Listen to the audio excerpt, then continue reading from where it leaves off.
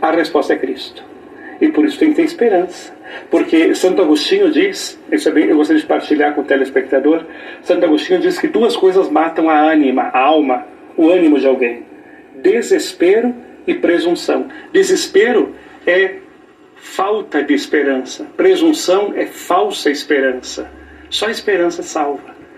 E como diz o Papa Bento XVI, na Spé Salve, fomos salvos na esperança. Então, Leomar, nós vamos ter daqui a pouquinho alguns convidados muito especiais nesse programa. Eu acho que o senhor não esperava encontrá-los, mas já nós vamos recebê-los aqui no programa. Antes, porém, ainda sem terminar de falar dessa questão do jubileu do ano que vem, eu gostei muito do calendário. No calendário nós vamos ter jubileus celebrativos em Roma, o mundo convidado para ir a Roma também, de várias classes representativas, grupos representativos, instituições representativas, instituições que eu digo conceituais representativas. Por exemplo, o Jubileu dos Jornalistas, que vai ser o primeiro que vai abrir das mídias em janeiro, mas depois a gente vai ter Jubileu do Doente, a gente vai ter Jubileu das Crianças, Jubileu dos Adolescentes, criança, adolescentes e jovem também, não é? A gente vai ter jubileus dos idosos, das famílias. Quando eu vi esse dos adolescentes, aí eu falei, puxa vida, que intuição, que inspiração. Quando o Papa vai crismar alguns desses adolescentes. Crismar alguns. E aí me vem aqui a pergunta: a crisma é considerada por muitos adolescentes como a formatura da religião. E depois dela, muitos deixam a igreja para trás e não voltam mais. Este é um problema a ser visto, né? Sim, nós precisamos entender que a catequese não é só para crismar ou para dar a Eucaristia. Isso é fundamental. Mas enquanto a gente prepara para a crisma e para a Eucaristia, nós precisamos inserir essa criança, esse jovem, esse adolescente na comunidade. Eu lá em Santa Maria pedi, e até agradeço aos padres que ouviram bem esse pedido, que todas as paróquias tenham coroinhas. Tem coisa mais bonita do que você ver essas crianças com as velas para um lado e com o incenso, o turíbulo, mas enquanto elas estão ali, elas estão crescendo num ambiente nosso. E os jovens, quanto eles são generosos nas nossas festas, eles não querem ficar sentados no banco, eles sabem celebrar e rezar, mas eles querem também ter um protagonismo. Então qual é a solução? Não é que é uma solução mágica, só tem um jeito de que a catequese não seja uma formatura. A catequese tem que inserir essas crianças, esses jovens, no caminho da igreja, no seio da igreja. Mas aqui, Ronaldo, vamos falar bem sério. Precisa que a comunidade se abra. Eu sei que não é muito fácil ter criança e adolescente em casa. Dá trabalho, não dá? Mas nós precisamos ter. Se nós não tivermos adolescentes e crianças na paróquia, nós teremos uma paróquia só de vovós, que é uma coisa boa. É uma coisa muito boa. Mas uma vovó quer ter netos. Uma vovó quer ter jovens em casa.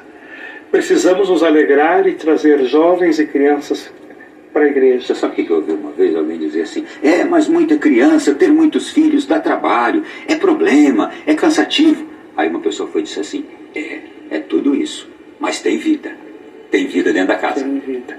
E você não acha estranho que na Europa, mas também começa por aqui, as pessoas, até na China, estão estimulando que as pessoas tenham mais filhos, porque muito pouco não tem a mesma alegria. Nós somos feitos para comunidades, para viver quase que uma grande comunidade.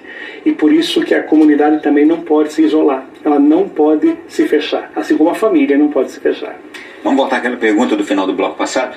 Pastoral urbana, pastoral rural ou do interior, há diferença? Porque a gente percebe que, e eu vejo até com muita alegria, onde há ainda uma preservação de uma fé genuína nesses interiores, assim, um pouco mais afastados. Eu quero crer, para não errar na análise, que são comunidades que preservam mais a convivência, a cordialidade, e a criança e o jovem percebem que eles têm um pertencimento. O grande problema nosso hoje é o senso de pertença e a comunhão. A quem eu pertenço?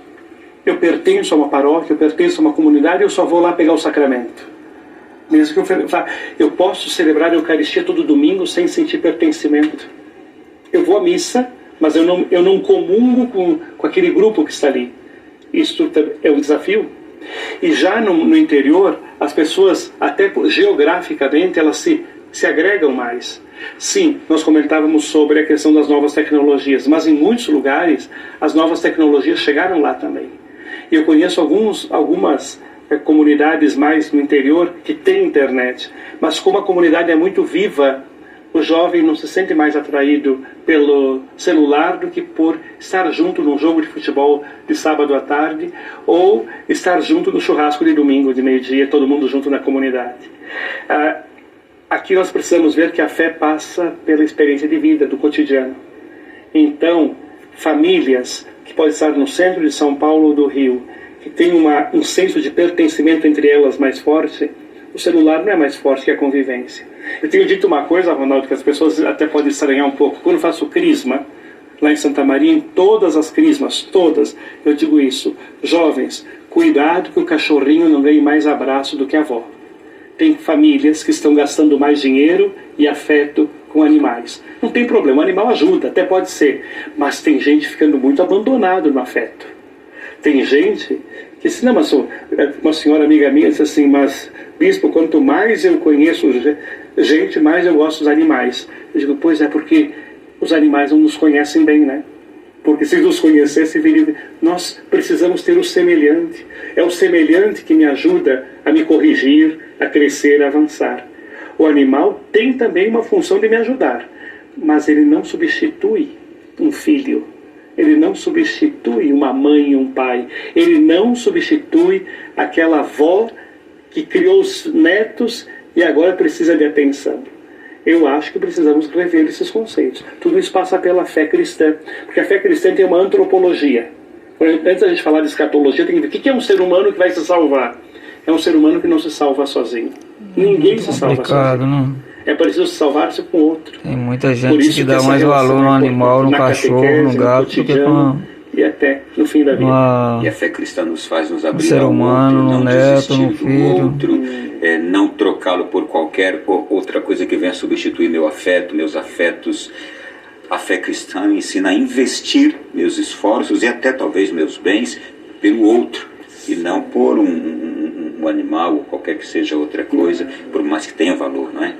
Vamos lá, seguindo aqui na sequência do nosso programa, vamos chamar aqui agora os nossos convidados especiais do programa de hoje. Está tão bonito ver também essas crianças ali. Aliás, antes de chegar nos convidados aqui, ainda de acordo com o que o senhor estava falando aqui, e é importante também a gente chamar a um comprometimento muito grande os pais e talvez os avós, a se comprometerem no favorecimento deste ambiente de convivência, de pertencimento, promover momentos para que essa criança, esse adolescente que hoje está trancado no quarto, está no computador, está só no celular, para que ele saia um pouquinho e vá viver experiências com humanos, com pessoas, com os mais velhos, com outras crianças. Tem pai, tem mãe, tem avô que tem um jeitinho, que tem a sabedoria para isso. Mas é preciso que se empenhe para isso. Quando estiver vendo este hábito que todos sabemos não é positivo, que se empenhe para isso, né? Todo fechamento é problemático. Se eu me fecho no meu quarto, se eu me fecho no meu celular, no meu computador, eu posso ter momentos de recolhimento no quarto, uso do computador, uso do celular. Mas todo exagero já é uma patologia. Agora, o pai e a mãe, a avó e o avô, eles têm que se impor nisso. Não, eu não consigo. Não, mas então você está dando um atestado de incompetência na missão. Você tem que mostrar a beleza de estarmos juntos. E aqui não é por decreto e nem a força que a gente convive. Porque aí não é convivência. Aí é opressão. Mas a família precisa se juntar mais. Valorizar mais a convivência. Gastar mais tempo uns com os outros. Tempo. Mas eu posso acrescentar uma coisa. Todo pai, toda mãe, todo avô e avó tem uma autoridade natural dada por Deus. Tem. Não é? E precisa também usar dela. Não é? E usar dela não é estar cometendo nenhum ato contrário. Mas usá-la com sabedoria. Usar essa autoridade com sabedoria, não é? Ronaldo, o que é educar? É conduzir. Conduzir. Não é dizer, se você quiser nós vamos. Não, você conduz. Você não deixa um filho cair no abismo. Você não deixa um filho morrer. Se o filho diz, eu não quero ir para o médico, não tem que ir. Então, algumas coisas, os filhos também testam para ver se o pai, a mãe, a avó e o avô são capazes de ser condutores ou se serão manipulados. Porque criança e jovem podem olhar para nós e dizer, mas vamos ver até que ponto eles são educadores.